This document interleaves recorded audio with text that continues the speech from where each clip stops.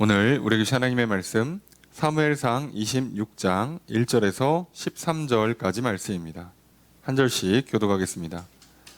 10사람이 기브아에서 와서 사울에게 말하여 이르되 다윗이 광야 앞 하길라 산에 숨지 아니하였나이까 하매 사울이 일어나 10광야에서 다윗을 찾으려고 이스라엘에서 택한 사람 3,000명과 함께 10광야로 내려가서 사울이 광야 앞 하길라 산 길가에 진친이라 다윗이 광야에 있더니 사울이 자기를 따라 광야로 들어옴을 알고 이에 다윗이 정탐꾼을 보내 사울이 과연 이른 줄을 알고 다윗이 일어나 사울이 진친 곳에 이르러 사울과 넬의 아들 군사령관 아브넬이 머무는 곳을 본즉 사울이 진영 가운데 누웠고 백성은 그를 둘러 진쳤더라. 이에 다윗이 햇사람 아히멜렉과 스루야의 아들 요압의 아우 아비새에게 물어 이르되 누가 나와 더불어 진영에 내려가서 사울에게 이르겠느냐 하니 아비새가 이르되 내가 함께 가겠나이다. 다윗과 아비새가 밤에 그 백성에게 나아가 본즉 사울이 진영 가운데 누워 자고 창은 머리 곁 땅에 꽂혀 있고 아브넬과 백성들은 그를 둘러 누웠는지라. 아비새가 다윗에게 이르되 하나님이 오늘 당신의 원수를 당신의 손에 넘기셨나이다. 그러므로 청하오니 내가 그를 찔러서 단번에 땅에 꽂게 하소서. 내가 그를 2번 찌를 것이 없으리이다 하니 다윗이 아비새에게 이르되 죽이지 말라. 누구든지 손을 들어 여호와의 기름 부음 받은 자를 치면 죄가 없겠느냐 하고 다윗이 또 이르되 여호와께서 살아계심을 두고 맹세하노니 여호와께서 그를 치시리니 혹은 죽을 날이 이르거나 또는 전장에 나가서 망하리라. 내가 손을 들어 여호와의 기름 부음 받은 자를 치는 것을 여호와께서 금하시나니 너는 그의 머리 곁에 있는 창과 물병만 가지고 가자 하고 다윗이 사울의 머리 곁에서 창과 물병을 가지고 떠나가되 아무도 보거나 눈치채지 못하고 깨어있는 사람도 없었으니 이는 여호와께서 그들을 깊이 잠들게 하셨으므로 그들이 잠들어 있었기 때문이었더라. 함께 읽습니다. 이에 다윗이 건너편으로 가서 멀리 산 꼭대기에 서니 거리가 멀더라. 아멘. 자리에 앉으시기 바랍니다.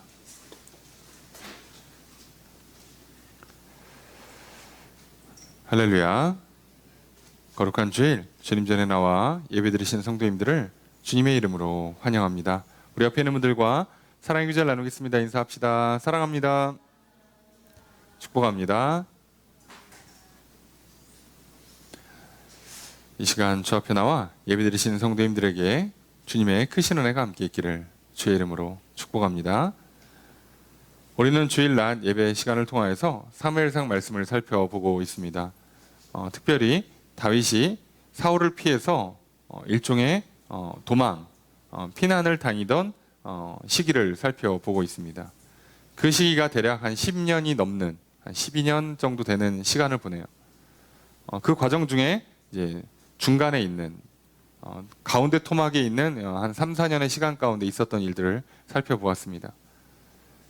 다윗이 유다 진영에 들어와서 있으면서 여러 일들을 겪게 됩니다. 그래서 그일라 주민들을 구원하기도 하고요. 구원했으나 배신당하고 사울의 추격을 받으나 오히려 동굴에 있는 사울을 죽이기는커녕 옷자락만 베어서 살려보내주기도 하고, 자 그러고 이제 정착을 하고 있는데 그 지역에 이제 큰 부자 나발이란 사람의 지역을 일종의 용병처럼 활동을 하면서 지내게 됩니다. 그리고 이제 결산하는 시점이 왔죠. 그때 이제 자기들의 일한 자기들이 종들과 양과 소들을 보호해 준 거에 대한 일종의 이제 정산을 해달라 요청을 하게 되는데 거절을 당합니다. 자, 이에 다윗이 무슨 이유인지 감정적이 돼버리죠. 감정을 통제하지 못합니다. 그 분노가 갑자기 폭발하게 되고, 그래서 나발을 죽이기로 마음먹고 400명을 끌고 가게 됩니다. 그 가는 길에 아비가일을 만나게 돼요. 나발의 부인이었죠. 근데 참 아비가일이 믿음도 좋고 지혜가 있었어요.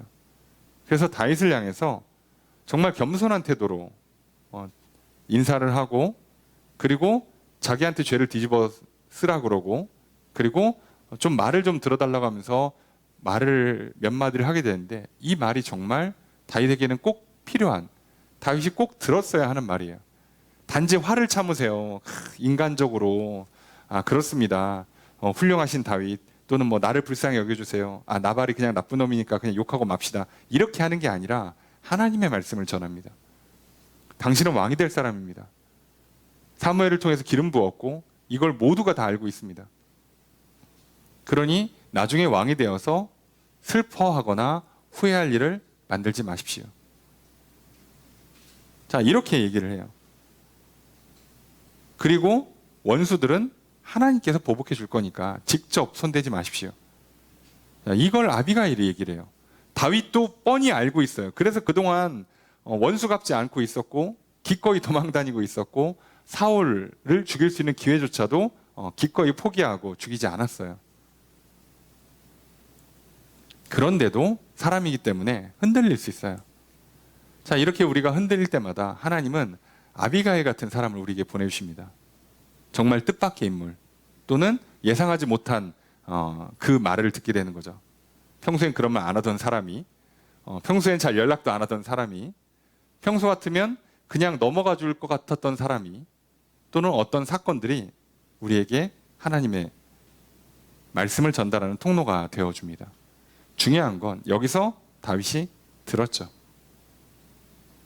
다윗의 훌륭함은요, 실수 없음이 아니라 실수를 함에도 불구하고 빨리빨리 돌아옵니다. 사실 우리가 어떻게 인간인데 연약함이 없겠어요? 왜 우리가 살면서 실수가 없겠습니까? 그런데요, 하나님은요, 실수 자체를요 엄청 책망하시는 분이 아니세요. 그걸 우리에게 오히려 불쌍히 여겨주십니다. 그런데 우리의 문제는 실수를 거듭한다는 거죠. 기회를 주고 용서해주고 도와줄 때 도움을 받지 않아요. 실수를 만회하지 않습니다. 회복하지 않아요. 사람인데 왜 처음부터 실수하고 죄를 짓는 일을 안 할 수 있겠어요? 그것이 잘못이라는 걸 사람들을 통해서 알려주고, 그 결과물들이, 나쁜 결과물들이 나왔을 때 빨리빨리 돌아와야 돼요. 우리의 진짜 문제는 이걸 안 하는 겁니다. 자, 이때부터는 문제가 심각해져요. 다윗이 여기서 나발을 죽였더라면 어떻게 됐을까요? 아비가일이 이렇게 막아서고 도와줬음에도 불구하고 듣지 않고 거절하고 받아들이지 않아서 진짜로 나발에게 보복을 했다면 다윗이 왕이 될 수 있었을지 몰라도 평생 그것 때문에 고생하고 후회했을 겁니다. 그리고 어쩌면 다윗의 왕위가 생각보다 굉장히 불안하거나 약해지거나, 또는 왕위를 누리는 기간이 상당히 짧아졌을지도 몰라요. 참으로 다행히 다윗이 들었죠. 자, 그러니 오늘 우리도 똑같습니다. 들으면 됩니다. 자, 들어서 그 불안과 분노에 빠져 있던 사람들이 하나님 말씀으로 말미암아 평안을 회복하기 시작하죠. 그래서 이제 다윗도 아비가일에게 평안을 빌어주고 평안이 돌아가라 합니다. 자신도 평안이 돌아가요. 그래서 하나님 말씀을 들음으로 먼저 그 영혼의 생각과 마음의 평안을 회복해요. 죄 잊지 말자. 나는 하나님께서 장차 왕이 되게 만들어줄 존귀한 인생이다. 내 손으로 보복하지 말자. 하나님 보복하신다. 는 믿음이 들어오니 평안하죠. 내가 비록 억울한 일을 당했어요. 하지만 하나님이 보복하실 걸 믿으니까 평안하죠. 내가 아무리 억울한 일을 연거퍼 당할지라도 결국 내가 왕이 된다는 사실은 변하지 않을 거니 평안하죠. 지금 당장은 억울해도, 지금 당장은 가난하고 배고프고, 어떤 의미에서는 억울하고 외롭고 괴로울지언정 괜찮죠. 평안을 뺏기지 않습니다. 그래서 평안을 누리는데 여기서 끝이 아니라 그 평안을 누리고 있는 다윗에게 하나님이 직접 나발을 보복해 주심으로 이제 나발의 아내였던 아비가일을 아내로 삼게 되고요. 나발이 원래 값을 치러줘야 됐던 것 그 이상의 재산을 다윗이 흡수하게 됩니다. 그래서 다윗은 삶에도 평안이 찾아와요. 그의 인생길에도 평안이 찾아옵니다. 이게 하나님께서 우리에게 평안을 주시는, 복을 주시는 방법이죠. 여러분, 오늘 우리가 그 말씀을 듣고 지난 한 주를 살았어요. 여러분, 우리 지난 한 주의 삶은 평안하셨습니까? 잃었던 평안을 회복하는 한 주이셨습니까? 또 평안을 놓치고 있을 때, 아비가일 같은 사람이 와줬을 때 빨리빨리 받아들이고 돌이켜서 멈춰서, 그래서 잃었던 평안을 회복하고, 그래서 이제 진짜 삶에도 평안을 누리는 복된 한 주를 보내셨습니까? 그렇게 주님께서 주시는 평안이 늘 충만한 삶을 살아가시길 주의 이름 축복합니다. 그렇게 또 그렇지 못하였을지라도 오늘 이 시간 주 앞에 나와 말씀을 듣고 예배 드림으로 말미암아 주님께서 주시는 또 평안을 얻어 누림으로 이 새로운 한 주는 참으로 평안한 한 주가 되기를 주의 이름 축복합니다. 이 시간 또 말씀 가운데, 예배 가운데 우리에게 평안을 주시는 주님의 은혜가 있기를 축복합니다. 그런데 이렇게 평안을 회복한 사람은 어떻게 살아갈까요? 많은 사람들은요, 평안한 사람들에 대한 오해가 좀 있어요. 그게 뭐냐면, 평안한 사람들, 마음 편한 사람들은 뭔가 말이 좀 느리고 걸음걸이가 느리고 삶이 좀 여유 있는 한 유유자적한 그런 삶을 살지 않을까라고 착각하기가 쉽습니다. 여러분도 혹시 평안한 삶, 평안한 인생, 그럼 뭔가 좀 느릴 것 같고 뭔가 여유가 많을 것 같고 라고 생각하셨다면 잘못 생각하셨어요. 틀리셨습니다. 주님께서 주시는 평안을 누려본 사람들, 그걸 경험해 보셨다면 여러분들 금방 아실 수 있어요. 평안을 얻는 사람들은요, 놀랍게도 담대해지고 부지런해집니다. 신기하죠? 세상이 주는 평안은요, 사람을 게으르게 만들어요. 많이 먹고 배부르잖아요. 어이구, 등 따숩고 배부르다. 자, 그러면 게을러져요. 통장에 돈을 많이 쌓아놓잖아요. 게을러져요. 세상이 주는 평안은요, 우리를 그래서 망가뜨립니다. 그런데 하나님이 주시는 평안은요, 반대가 돼요. 게으르게 만드는 게 아니라 되려 부지런하게 만들어줘요. 이제 평안을 누린 사람들, 많이 먹은 사람들, 돈 많이 벌고 재산 많이 갖고 있는 사람들은 이제부터 어떻게 해요? 굉장히 이제 그걸 지키기 위해서 소극적으로, 보수적으로 접근을 하게 됩니다. 그런데 하나님께 주시는 평안을 누리는 사람들은요, 되려 담대하게 도전을 합니다. 용기가 있어요. 왜냐하면 내가 지금 갖고 있는 이게 전부가 아니고 이건 뺏겨도 그만, 없어도 그만인 걸 알기 때문에 이거에 막 전전긍긍하지 않아요. 여러분, 오늘 대한민국을 살아가는 사람들은요, 정말 어떻게 좀 표현이 좀 죄송합니다만 집 한 채 벌벌 떨고 있잖아요. 막 금리가 오르냐 내리냐 그러고, 어떻게 해야 뭐 평생에 내 집 하나 마련할까 막 그러고 있죠. 그거 한번 딱 성공했어, 내 집 만들었어, 그럼 이때부터 집에 무슨 뭐 하자 보수는 없을까부터 시작해서 주변에 이렇게 호재가 있어가지고 집값이 오르진 않을까, 하필이면 또 뭐에 이상한 일이 있어가지고 우리 집값 떨어지는 건 아닌가, 이러고 있죠. 그거 지키기 급급하죠. 그래서 아무것도 못합니다. 그래서요, 사단은요, 거짓 평안을 주고 사람을 올가매고요, 그리고 되려 그것 때문에 죄를 짓게 만들어요. 그래서 세상 방식으로는요, 공부를 잘해도 좋은 성적을 얻어도 평안을 누리지 못합니다. 성적표 받는 그 잠깐만 평안하고요, 그것 때문에 이제부터 족쇄가 매이고 더 불안과 더 걱정 근심에 빠지게 돼요. 맛있는 걸 먹을수록, 재밌게 놀수록, 친구들이 많고 애인을 사귈수록 되려 더 불안해지는 기적이 연출되죠. 집을 만들면, 차를 사면, 좋은 옷을 사면, 명품을 구입하면 더 불안해지죠. 세상 방식이 그렇습니다. 사단은 절대로 우리에게 평안을 주지 못합니다. 그런데 하나님은 정반대예요. 평안한 사람들에게 용기를 주시고요, 도전하고 부지런하게 만들어요. 여러분, 감리교를 창시하신 웨슬리 목사님이 믿음으로 말미암아 의롭게 된다는 이 개신교의 가장 중요한 정신, 그리고 믿음으로 말미암아 거룩하게 된다라는 걸 말할 때요, 중요한 원리를 하나 깨닫게 돼요. 그래서 그걸 뭐라고 표현하냐면, 행복에서 거룩이 나온다라고 표현합니다. 세상은요, 이걸 반대로 가르쳐요. 거룩해야 행복한 삶을 삽니다. 부지런하게 살고 죄 안 짓고 살고 착하게 살아야 인생이 행복해집니다라고 가르쳐요. 어디서 많이 들어보셨죠? 예, 도덕책, 유불교 등등등 기타 모든 종교들은 다 이렇게 가르쳐요. 그런데 틀렸죠. 살아보시면 압니다. 점점 더 사람이 위선적이 되고요, 가식적으로 바뀝니다. 속이 썩어 문드러져요. 겉으로는 웃으면서 행복합니다, 사랑합니다 하지만 속은 평안이 없어요. 그래서 서기관과 바리새인들처럼 겉으로는 열심히 사는데 속에는 미움이, 욕심이, 욕망이 꿈틀거리는 인생이 되는 거죠. 그런데 하나님은 반대로 하십니다. 하나님께서 죄를 용서해 주시고 하나님과 관계를 회복시켜 주시면서 하는 첫 번째 마디가 뭐겠어요? 너는 내 자녀다. 내가 널 사랑한다. 이 말 들은 영혼은요, 행복을 누려요.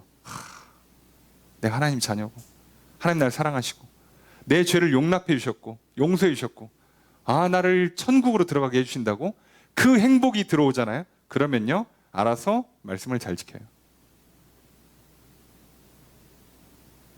우리 안에 사랑이 들어오잖아요. 그러면요, 어린아이들은요, 부모 말 잘 들어요.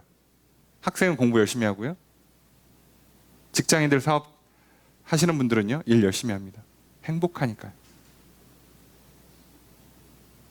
근데 이걸 반대로 해보세요. 행복해지기 위해서 열심히 공부해보세요. 좋은 성적을 맞으면 맞을수록 더 불행해지는 기적이 연출될 겁니다. 행복해지기 위해서 돈을 많이 벌어보세요. 돈이 많아지면 많아질수록 이상하게 불행해질 겁니다. 신기하죠? 오늘 우리는요, 제대로 이 하나님께서 주시는 평안을 누리고 그 평안을 통해서 담대함을 갖고 용기를 내서 부지런히 열심히 사는 사람, 다윗의 모습을 살펴보게 될 거예요. 행복하기 때문에 제대로 거룩하게 살아가는 사람, 다윗의 모습을 살펴보게 됩니다. 물론 이제 다윗도 항상 이렇게 업다운이 있지만 오늘 우리는 그래도 좋은 모습, 바른 예, 좋은 롤모델을 하나 보려고 그래요. 그게 오늘 본문입니다. 여러분, 오늘 평안 가운데 용기를 내고 열정을 가지고 이 다시 찾아온 삶의 문제, 위기, 고난, 시련 앞에 어떻게 다윗이 용감하게 문제의 중심부를 향해서 전진하고 있는가? 어떻게 이 문제를 풀어내는 힘을 갖고 있는가? 그래서 어떻게 승리하는가를 우리는 말씀을 통해 살펴보려고 해요. 여러분, 오늘 우리도 이 말씀을 통해서 믿음으로 말미암아 평안을 누리고 나아가 평안으로 말미암아 담대히 이 세상 한복판으로 전진해서 문제를 뚫어내고 승리하는 삶을 살아가신 저 여러분 되기를 주의 이름으로 축복합니다. 그렇게 오늘 또 말씀 가운데, 예배 가운데 하나님이 주시는 참된 평안을 얻으시고요, 용기와 열정을 가지시고 이 세상을 나아갈 수 있기를 주의 이름으로 축복합니다. 여러분, 또 우리가 한 주를 살아갈 텐데 이 거칠고 험한 세상, 여러 가지 고난과 시련과 문제들이 끊임없이 찾아오는 이 세상 앞에 살아갈 수 있는 평안을, 용기를 주시는 주님의 은혜가 충만한 시간 되기를 주의 이름으로 축복합니다. 말씀을 살펴보겠습니다. 먼저 1절 말씀 함께 읽습니다. 시작.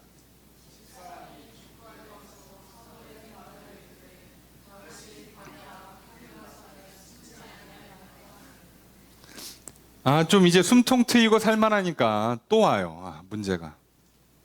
이건 비단 다윗의 상황만 그런 게 아니라 우리도 똑같습니다. 날 좀 풀리나 싶으니까 이번 주 춥다죠. 예.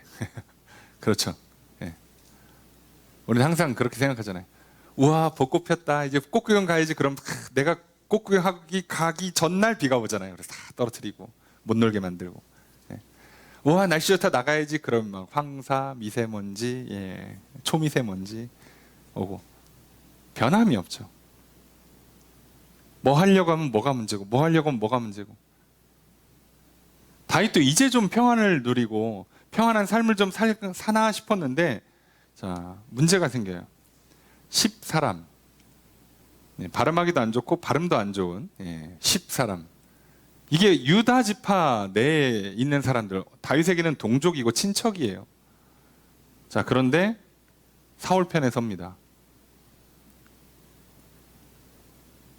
그래서 기브아에 와, 사울이 있는 기브아를 가는 거죠. 그래서 말을 하는 거예요. 여러분, 이 10 사람들이 기브아까지 가는데 거리가 대략 40km예요. 짧은 거리가 아닙니다. 옛날 기준으로 하면 적어도 거의 열흘은 잡고 가야 되는 거예요. 아무리 말 타고 달려도 4일 이상을 소모해야 되는 거리를 간 겁니다. 게다가 이게 지금 처음이 아니라 두 번째예요. 한 번 배신으로 족하지 세상에 배신을 두 번 하는 게 어딨어. 근데 해요. 여러분, 저 인간 그렇게 나를 배신하고 내가 따끔하게 혼내고 다시는 안 하겠다고 서약을 받았으니까 잘하겠지라고 생각하시면 안 돼요. 사람 안 바뀝니다. 기대하면 실망이 더 큽니다. 기대하지 마세요. 여러분, 기도를 하세요. 사람은 안 바뀝니다. 사람은 하나님만 바꿀 수 있어요. 내가 잘해준다고 안 바뀌어요. 내가 따끔하게 혼낸다고 안 바뀌어요. 우리는 뭘 바꾸는 거냐면 행동이나 습관을 바꾸는 거예요. 사람의 본질을 바꿀 수가 없어요. 그건 하나님이 하시는 일입니다. 그러니까 이 사람이요, 따끔하게 혼내잖아요. 내 앞에서는 안 합니다. 그 얘기는 내 앞에서만 안 합니다. 밖에 나가면 해요.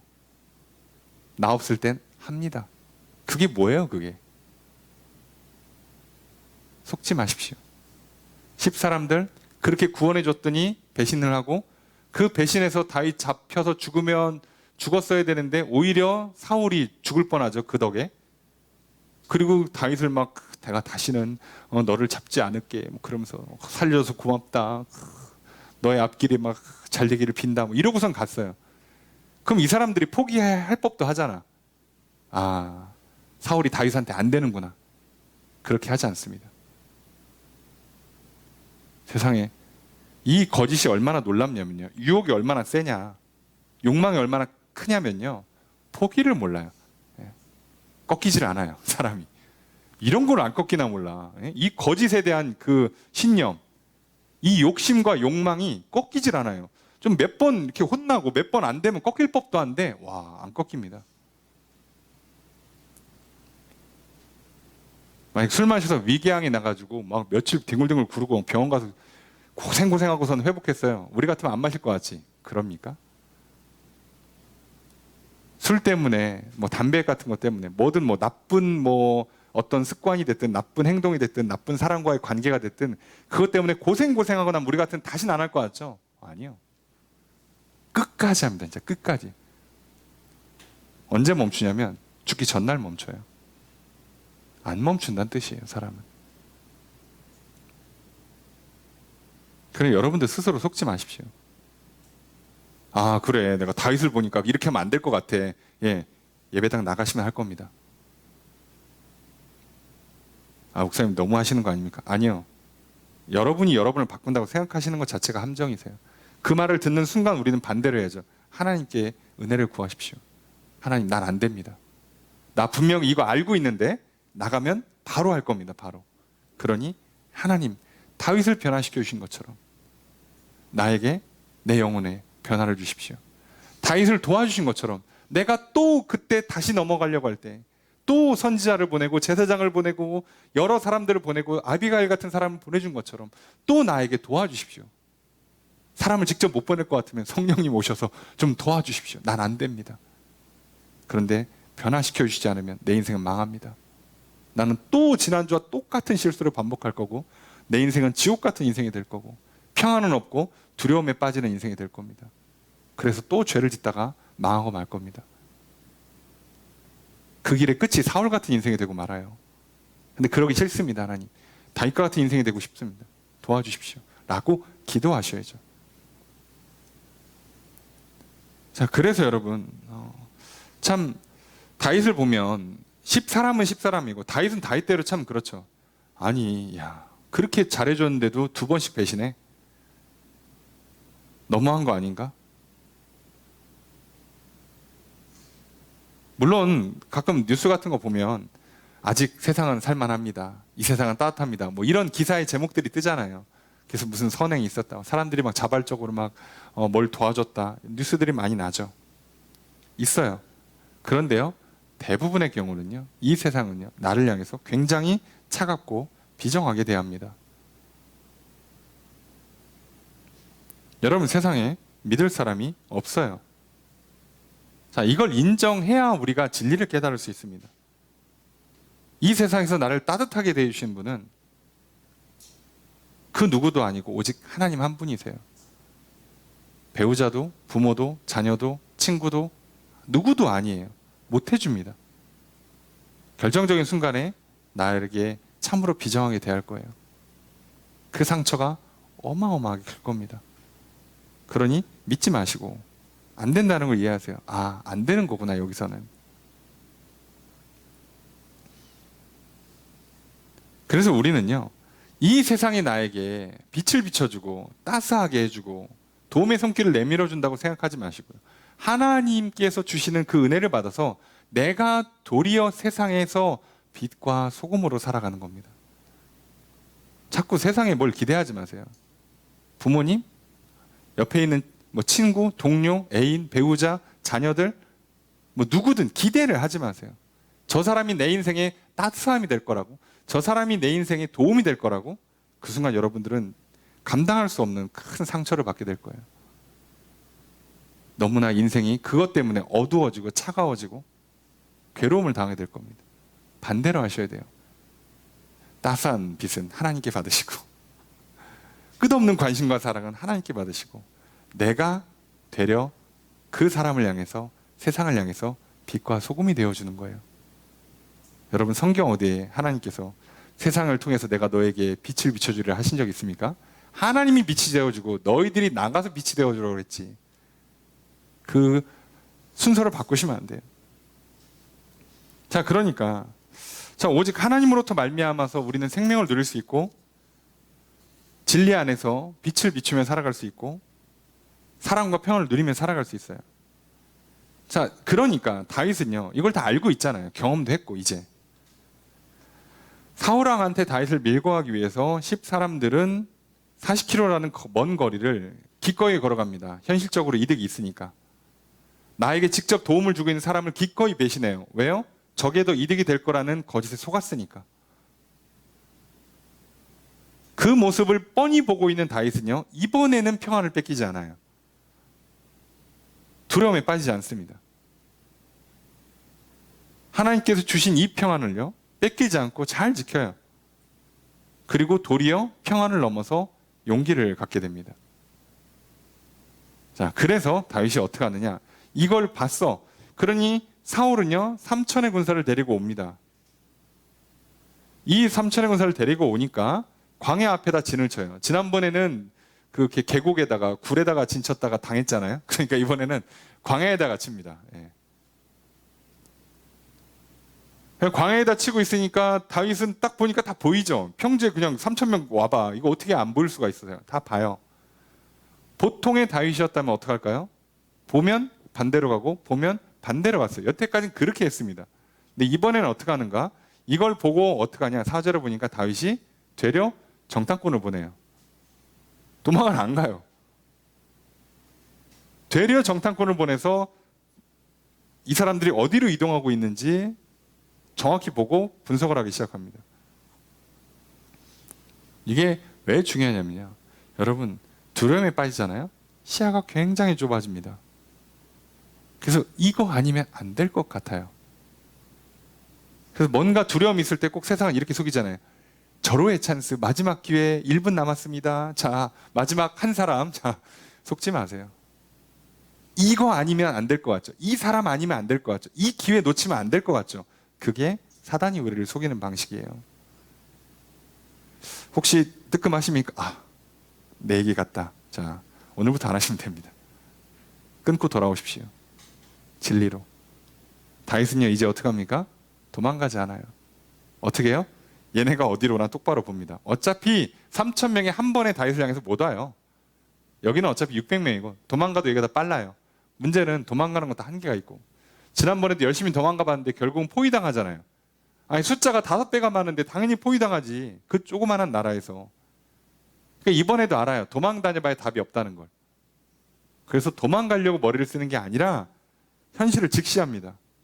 하나님이 날 살려주시고 날 왕이 되게 할 건데 내가 날 잡수세요라고 막 죽을 짓 하고 포기하고 들어눕는 것만 아니라면 죽지 않아요. 그러니까 이 문제를 어떻게 풀 건가를 정확히 봅니다. 저 사람들이 어디로 가는가? 거리가 지금 얼마인가? 어떻게 해야 되는가? 자, 봤어요. 근데 이 사람들이 지금 광야에다가 진을 쳐놓고 이제 슬슬 다윗을 조이려고 준비를 하고 있어요. 자, 다윗한테는 틈이 생겼어요. 나를 둘러싸기 전에 내가 들어간다예요. 왜 들어가? 왜 들어가죠? 가서 얘기 좀 해야지. 사울이랑. 아니 내가 살려줬는데 이거 뭐 하는 거냐고 얘기해야죠.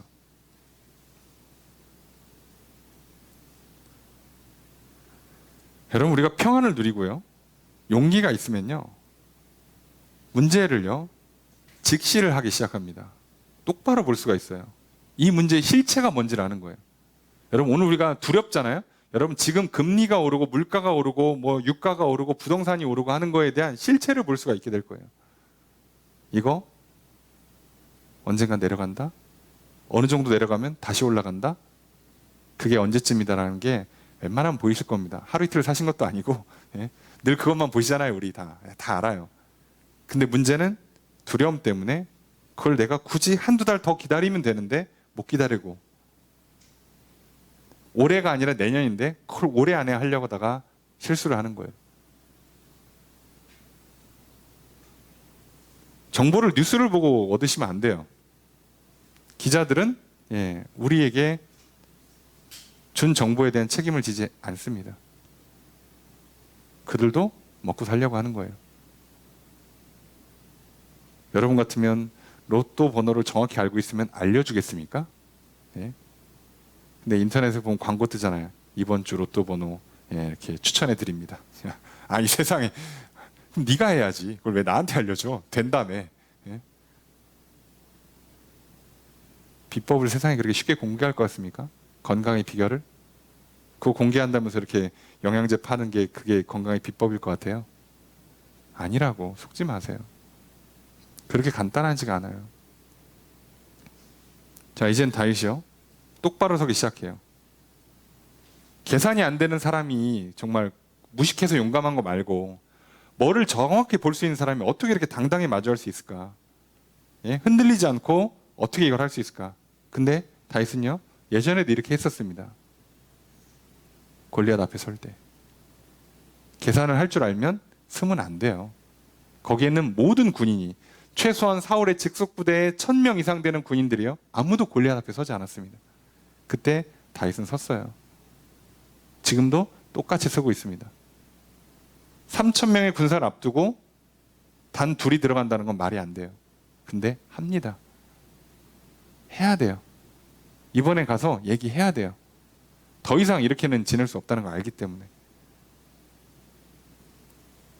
그래서 다윗이 갑니다.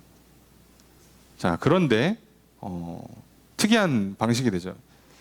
다윗이 일어나서 사울이 진친 곳에 이르러 이거는 지금 아직은 안 들어간 거예요. 들어간 게 아니라 이제 마주보고 있는 거고 사울과 내리 아들 군사령관 아브넬이 머무는 것을 보니까 자, 사울의 진영이 어떻게 돼 있냐? 사울이 이 3000명 정중앙에 있어요. 지난번에 당한 게 있어가지고 이번에는 철저하게 보호를 합니다. 자, 이걸 보고 다윗이 어떻게 하냐? 두 사람 장수 아히멜렉과 아비새 두 사람 장수 중에 나랑 같이 갈 사람 한 사람만 자원해라 라고 얘기를 해요. 그래서 아비새가 자원을 합니다. 둘 다 나중에 다윗의 중요한 장수들이 돼요. 그런데 이제 아비새가 같이 가겠다고 그래요. 그래서 같이 갑니다. 자, 그리고 밤에 가요. 자, 가는데 놀라운 건 무사히 사울 앞에까지 들어갑니다. 되죠. 여러분 믿음을 갖고 용기를 내서 갈 때 거기다 하나님이 도와주시면 되죠. 그래서 다윗은 이 작전이 성공되었어요.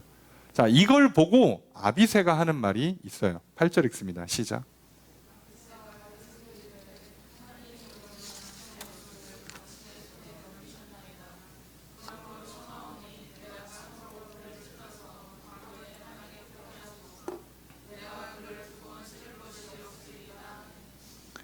그동안 다윗이 도망다니기 급급한 인생, 피하기 급급한 인생, 세상 따라가고 쫓아가기 바빴어요. 근데 이제는 현실을 직시하더니 그 문제의 중심을 향해 전진을 했습니다. 놀랍게도 성공을 했어요. 그래서 사울이 자고 있고 그 옆에 있는 사람들 다 자고 있고 사울을 죽일 수 있는 절호의 찬스를 만났어요. 자, 이걸 보니까 아비새는 이걸 뭐라고 해석하느냐? 이거 하나님이 오늘 당신의 원수를 당신의 손에 넘기시는 것 같다. 그러니까 당신이 직접 하기 뭐 하잖아? 그러니까 왕이시여 나한테 시키십시오. 내가 한 방에 죽이겠습니다. 자, 이렇게 얘기를 해요. 아비새가 한 말은요, 세상의 관점으로 보면 맞는 말이에요. 이 기회를 왜 놓쳐? 이 고생해서 여기까지 왔는데 이 기회를 왜 놓쳐? 우리가 볼 땐 딱 맞는 말 같아요. 자, 그런데 놀랍게도 아비새가 한 말은요, 틀린 말이 돼버려요.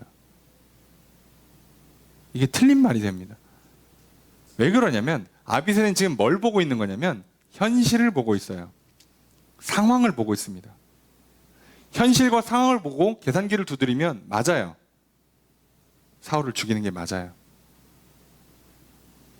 계산기를 두드려서 나한테 뭐가 유익한가, 뭐가 불리한가를 따지면 이게 맞아요. 자, 그런데 다윗은 뭐라 그러냐? 9절 말씀 읽습니다. 시작.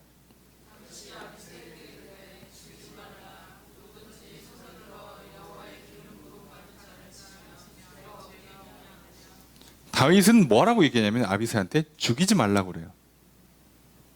왜 온 거야 그럼?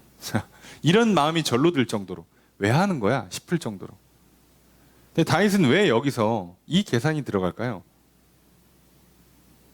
이렇게 들어가서 뭐 어떤 메시지를 전하고 싶었길래 이 고생해가지고 결국은 죽일 수 있는 찬스, 하나님께서 허락해 준 것처럼 보이는 모두가 기절해서 잠들어 있는 이 절호의 찬스를 왜 안 잡을까요?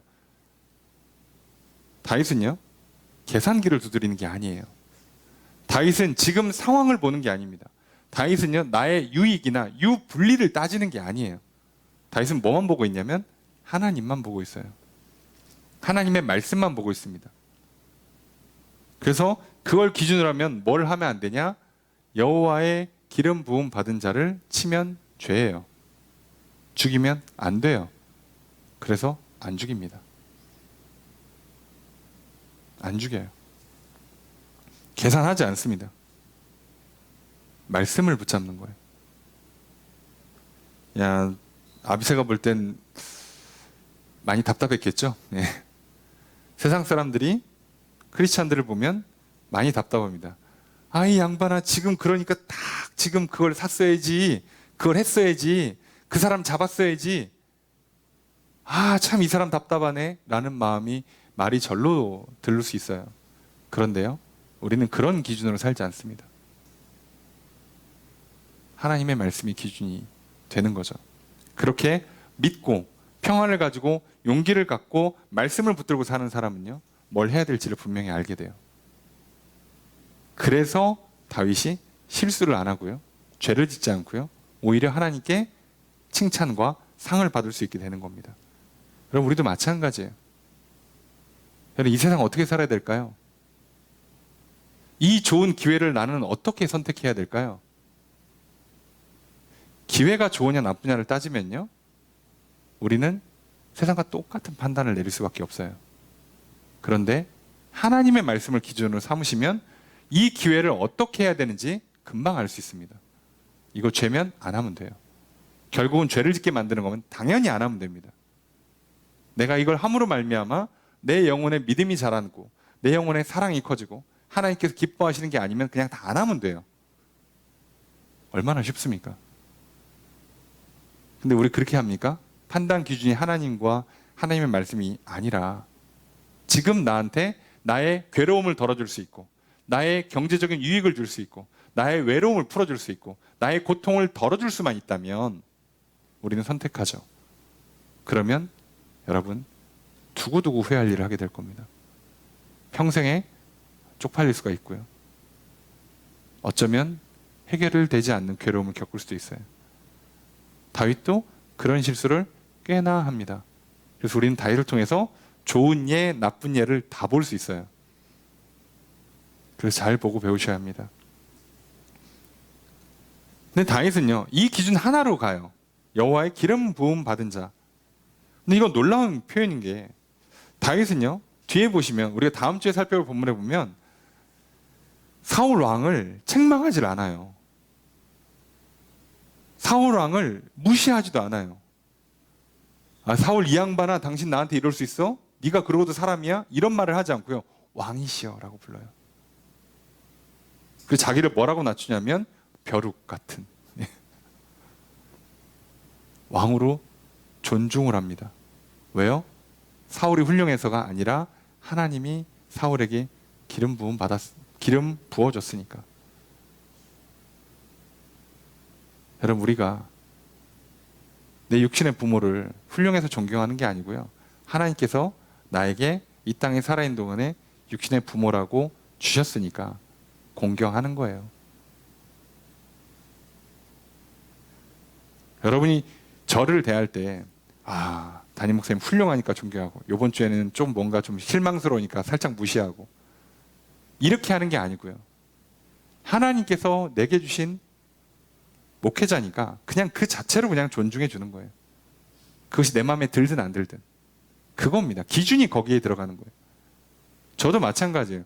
아, 저 성도님, 집사님, 권사님은 훌륭하니까 존중해 드리고, 아, 저러고도 성도인가, 저 사람 막 무시하고 연락 기도도 안 해주고 막 이렇게 하는 게 아니고요, 하나님이 내게 보내주신 성도라면 다 존귀하게 대해주는 거예요. 기준이 바뀌는 겁니다. 우리는 법이 바뀐다고 그랬잖아요. 이제부터 우리에게는 하나님이 주인이고 하나님이 법이에요. 다윗은 지금 그렇게 살고 있잖아요. 그래서 그것 때문에 안 해요. 죽이질 않습니다. 더 놀라운 건요, 이렇게 하면 어떤 현상이 일어나는지 아십니까? 그게 다윗한테도 적용이 돼요. 자기도 기름 부음 받았잖아요. 그러니까 자기 살아있는 동안에 어떤 일이 일어나겠어요? 그 어떤 사람도 다윗한테 칼로 해하지 못합니다. 똑같이 일어나요. 똑같이. 여러분 잘 생각해 보세요. 여러분, 하나님의 나라는요, 진짜 심은 대로 거두게 하세요. 뿌린 대로 열매가 나온다니까요. 내가 어떤 법을 기준으로 했는지 잘 보세요. 내가 사람을 대할 때 내 유분리, 나의 가치 판단에 맞는 사람을 좋아하고 아니면 싫어했다면 나도 그 사람한테 똑같이 평가받을 거예요. 쓸모없는 인간이 됐다 그럼 난 버림받을 거예요. 내가 훌륭하지 못하다 그럼 무시당할 거예요. 그런데 그 기준이 아니라 내가 하나님 안에서 사랑하고 존중하고 대했다면 하나님께서는 나에게도 또 그렇게 나를 사랑으로 대해줄 사람을 보내주신다고요. 그래야 내 인생이 행복해지지. 너무 당연한 거 아닙니까? 다윗은요, 이 기준 하나로요, 자기도 똑같이 받게 돼요. 그래서 평생에 존중을 받습니다. 죄를 짓고 혼나는 한이 있어도 왕으로 존중을 받아요. 다윗은 평생 살면서 누가 등에 칼 꽂는 배신은 당하진 않아요. 놀랍지 않습니까? 자, 그래서 다윗은 뭐라고 그러냐? 10절에 보니까 여호와께서 살아계심을 두고 맹세하노니 여호와께서 그를 치시리니 혹은 죽을 날이 이르거나 또는 전장에 가서 망하리라. 늙어서 죽거나, 왕이니까 어디서 죽냐? 전쟁으로 죽을 거라는 거예요. 나는 안 죽인다는 거예요. 내가 죽이면 안 된다는 거예요. 죽여도 하나님이 죽일 거고, 하나님이 죽인다면 둘 중에 하나예요. 자연사 또는 전사. 그러니까 글로 갈 거지 내가 죽이는 거 아니라는 거예요. 근데 진짜로 사울이 어떻게 죽어요? 전사하죠. 전쟁에서 죽습니다. 자, 그러면 한번 잘 생각해 보세요. 이게 왜 귀한 말씀이 되냐? 나도 여호와의 기름 부음 받은 자가 됐으니까요. 그래서 오늘 이 자리에 나와 있으니까요. 이걸 잘 기억하셔야 돼요. 내가 이걸 믿느냐 안 믿느냐로 이미 내 인생의 문제는 끝나는 거예요. 하나님이 나를 기름 부으셨다고 믿으신다면, 그래서 나를 부르시고 나를 하나님 자녀 삼으신다고 믿으신다면 이제부터 여러분들 기준을 바꾸셔야 돼요. 그 기준이 나에게도 적용된다는 걸 기억하십시오. 근데 내가 그 기준을 안 바꾸고 살면 나도 세상에 똑같이 살아야 돼요. 조금만 실수하잖아요. 욕 바가지로 먹어야 되고요. 조금 잘하면 사람들한테 겨우 인정받을 거고요. 그렇게 살 겁니다. 서로 이해관계가 맞아야지 관계가 유지될 거고요. 뭐라도 조금 틀어지면 금방 배신당하고 금방 거절당하고 뭐 갈라서고 헤어지고 분열이 일어나는 거 당연할 거예요. 그러니 얼마나 불안하겠어. 그걸 알고 있잖아요. 내가 하고 있으니 모를 수가 없죠. 모르는 척 할 수는 있어도 모르지 않죠. 그러니까 우린 늘 불안하죠. 근데 다윗은요, 평안해요. 왜요? 하나님이 그렇게 하신다는 걸 알고 믿고 그 약속을 믿고 명령을 따르고 있으니 나도 그렇게 할 거고 나도 그렇게 받을 거예요. 그러니까 뭐가 문제겠어?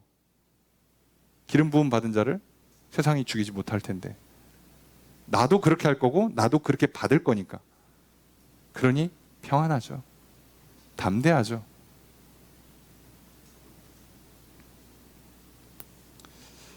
여러분, 오늘 우리들이 세상에 속지 않았으면 좋겠어요.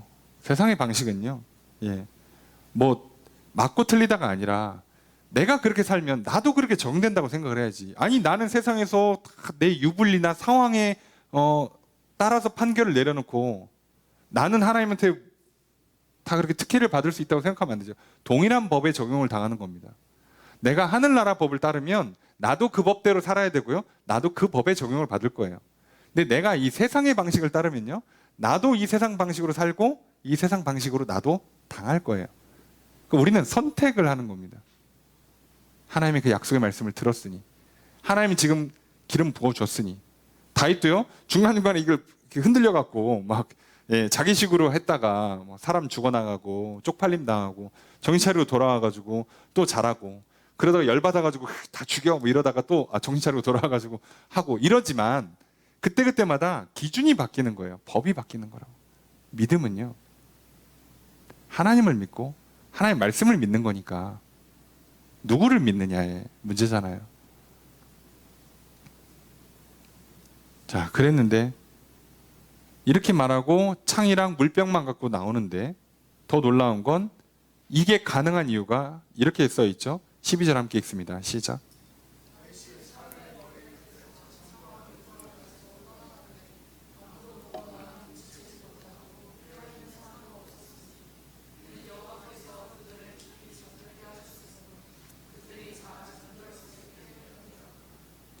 다윗이 믿음 안에서 평안을 누리고 담대하게 문제를 직시하고 문제를 풀 방법을 알 지혜를 갖고 그리고 용기 내서 도전했잖아요.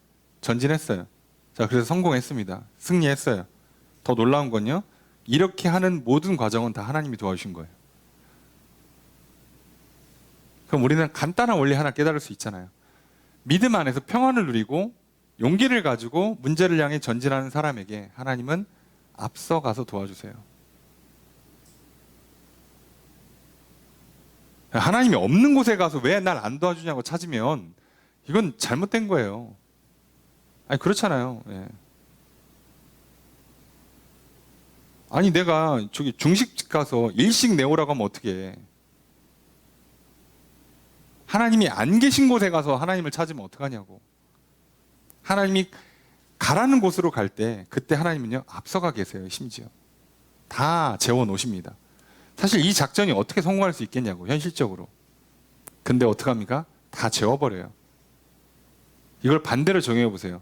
하나님께서 함께하는 사람, 하나님 믿고 따르는 사람에게는 이런 하나님의 도움의 손길, 예비하시고 보호하시고 복 주시는 은혜가 있다면, 반대로 사울의 경우는요, 그렇게 3천을 갖고 둘러싸봐야 재우면 끝나는 거예요. 비싼 외제차 타면 뭐 사고 나도 안 죽습니까? 아니요. 여러분, 오히려 차가 너무 좋으면요, 아시죠? 유리가 안 깨져. 문이 안 열린대잖아요. 너무 전자장치가 많으면요, 이게 어디서 오작동이 나는지를 못 찾아요. 거꾸로. 무조건 좋은 게 아니에요. 세상은 그런 게 없어요. 속지 마세요. 둘러싸고 둘러싸면 살 거라고? 그렇게 됩니까, 세상이?